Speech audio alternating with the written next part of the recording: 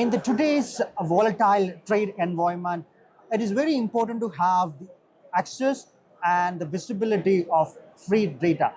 That needs to be very accurate and timely so that the businesses can navigate the disruptions that is there in the global trade right now.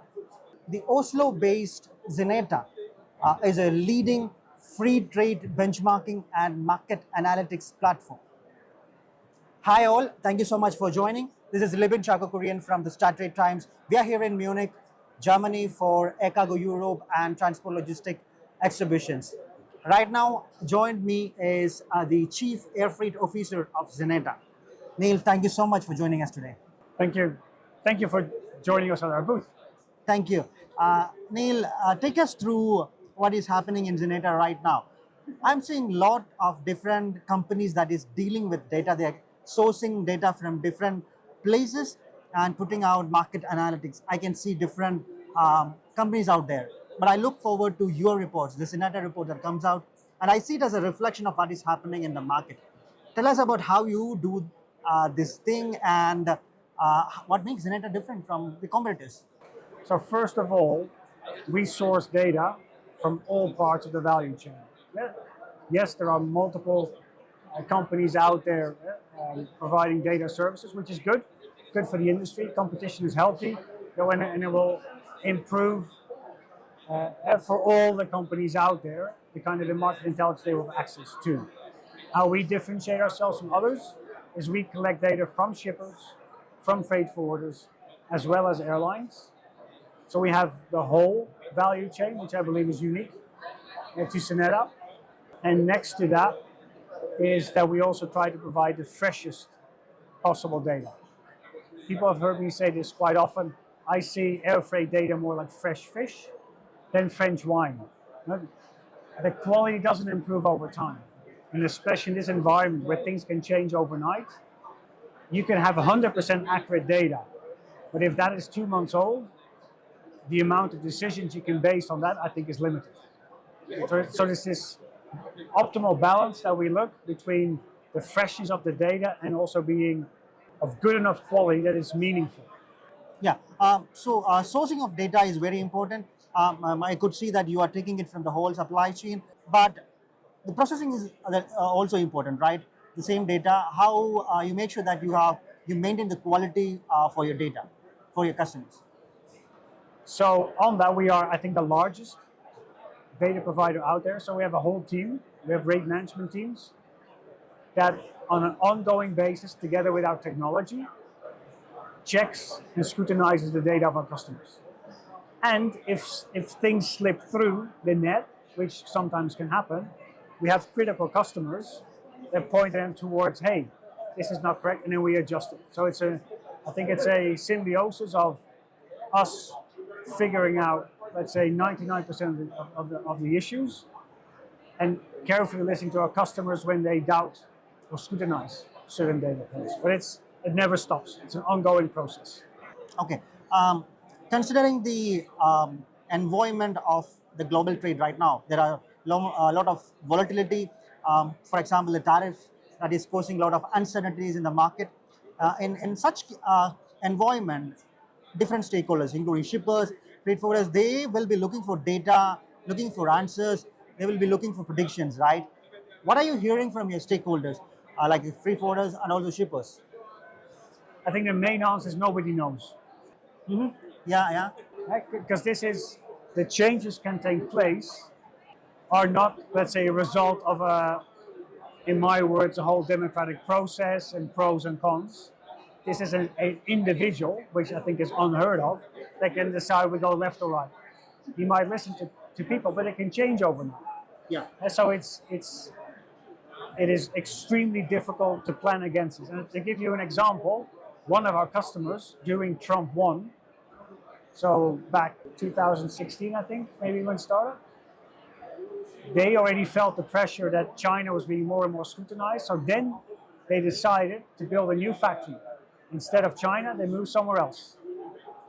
And they moved to Vietnam because of the Trump 1. Mm-hmm. And I think 1 or 2 months after the factory opened in Vietnam, the Trump administration slashed the initial tariffs on all trade ex-Vietnam into the US.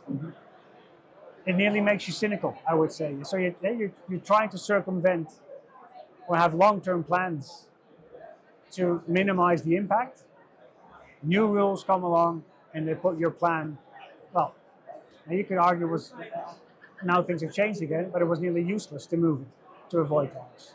So I think it's extremely difficult for our customers to plan against it. And I think what most are doing now is, I think everybody's hoping that it will be as bad as it was, let's say, a few weeks ago.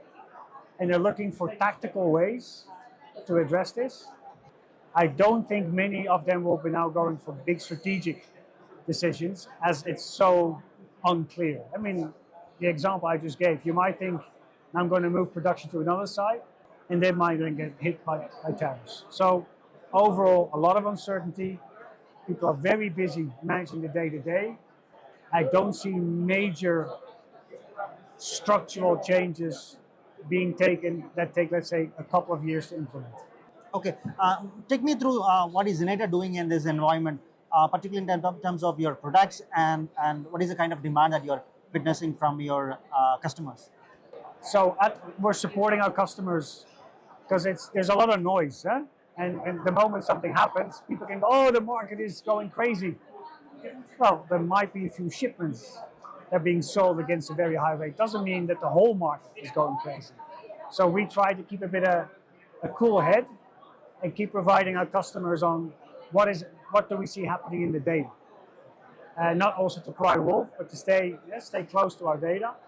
And we see more and more customers willing to have a conversation where we think the market will be heading in the foreseeable future, and possible actions they could take to minimize the impact of tariffs or to minimize the impact of front loading, for example. So they're asking us to look ahead, to jointly look ahead, more than I would say 6 or 12 months ago.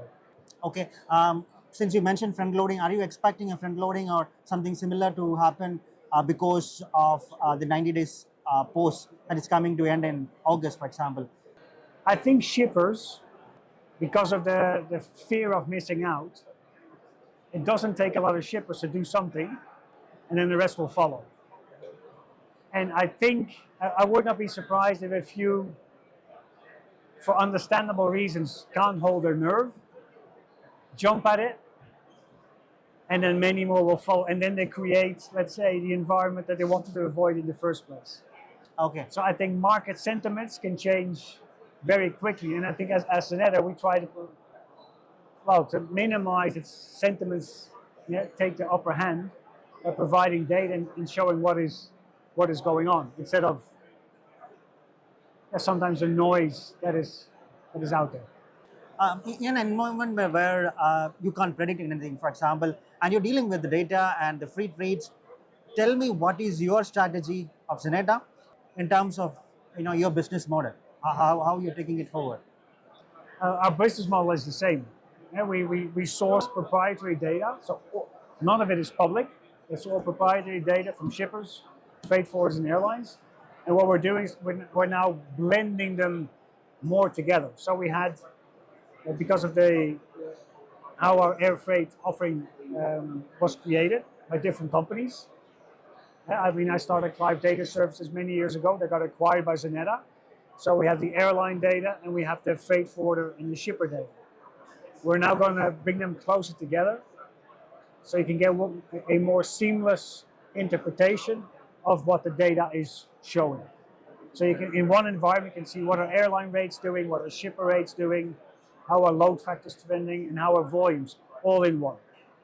To make it easier to digest, because it's having data is one thing. Maybe that's also where we differentiate from others. We're not a data company. We're trying to change the way how freight is being bought and sold. So our mission is at a different level, and we help our customers interpret the data, because that is not always straightforward. And by building this new interface, we want to make it easier for our customers to make sense in all these different data points.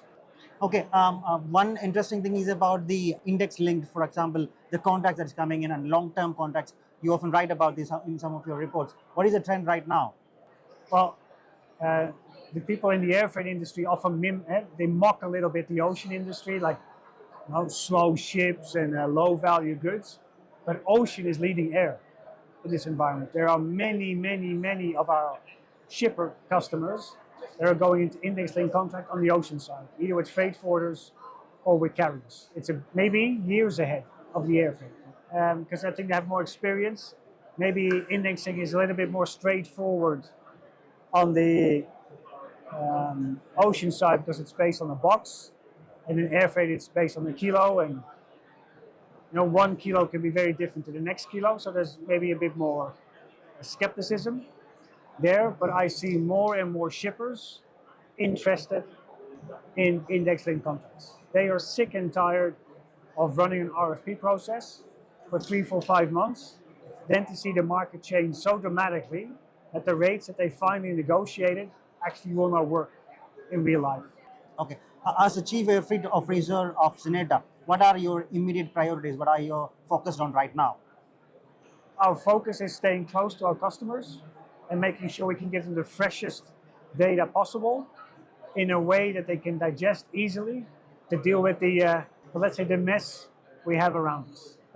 That's my imminent, fresh, comprehensive data that is easy to interpret by our customers. That is why I get up in the morning. Neil, thank you so much for joining us today. You're welcome. Thank you. Thank you.